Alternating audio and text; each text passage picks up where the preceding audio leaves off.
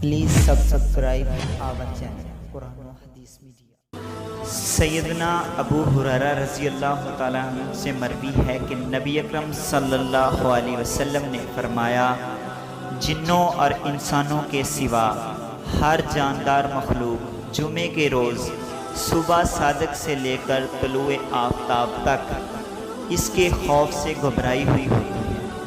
سیدنا ابو لبابہ رضی اللہ تعالیٰ عنہ نبی اکرم صلی اللہ علیہ وسلم سے روایت کرتے ہیں کہ ہر مقرب فرشتہ آسمان، زمین، ہوائیں، پہاڑ اور سمندر جمعے کے روز اس عظمت کی وجہ سے گھبرائے ہوئے۔ حدیث کو سن کر آگے شیئر کرنا صدقہ جاریہ ہے۔ دعوت قرآن و سنت اپنی یہ پہچان ہے۔